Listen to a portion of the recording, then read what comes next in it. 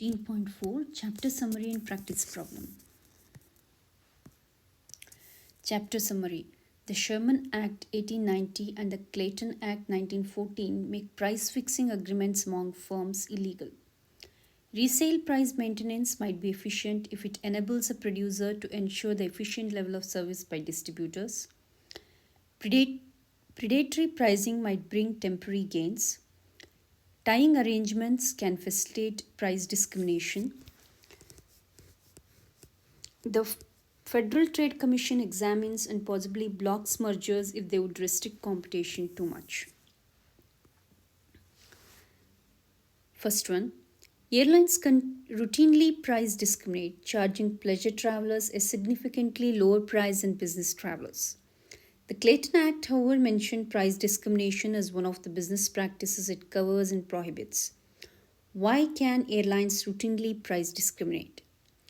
The Clayton Act prohibited several business practices only if they substantially lessen competition or create monopoly. Price discrimination by the airlines does not substantially lessen competition or create a monopoly. Price discrimination by the airlines is legal. What is the law about price fixing? The law about price fixing is clear, it is always legal. If price fixing can be proven, the firms are automatically guilty because there can be no acceptable excuse. Second, General Motors is a huge company. With total revenue exceeding $150 billion a year, why doesn't the government challenge General Motors and take it to court for antitrust violations? General Motors is indeed a huge company, but it competes with other huge companies in the gigantic new car market.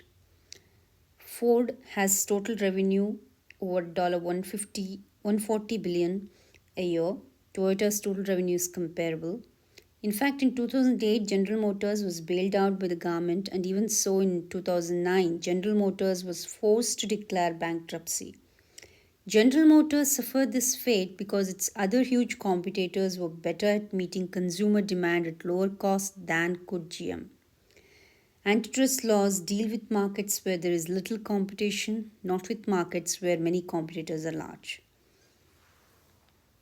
The table above has a list of companies that make up the market for steel, along with each company's share of the market. What is the Herfindahl-Hirschman index for this market? How would you describe the competitiveness of this market? HHI is equal to 27 square plus 18 square plus 10 square plus 8 square plus 37 is equal to 1254. Because this falls below 1500, the market is considered competitive. Is Acne acquires banks? What is the new Herfindahl-Hirschman index? Would the Department of Justice challenge this acquisition? Why or not? How would you describe the competitiveness of this market if the merger occurs? HHI is equal to 37 square plus 18 square plus 8 square plus 37 is 1794. The Federal Trade Commission would not challenge this acquisition. The initial HHI is less than 1500. After this merger, the market is moderately concentrated. In 1911, Standard Oil Company was found guilty under the Sherman Act and ordered to divest itself. Some of the oil companies that were created as a result of the 1911 order have now merged to form large companies. Why do you think Standard Oil Company was found guilty under the Sherman Act, while recent oil companies' mergers have been approved?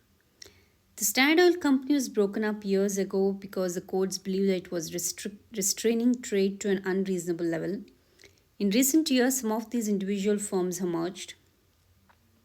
These actions are a result of the market changing. This outcome would be analogous to the government allowing fragmented portions of the old AT&T to merge. The communications market has changed and new types of competitors have developed. In the petroleum industry, the government has decided that the merged firms now represent a more efficient operation and that they face sufficient competition to restrain their behavior. True or false? Multiple choice.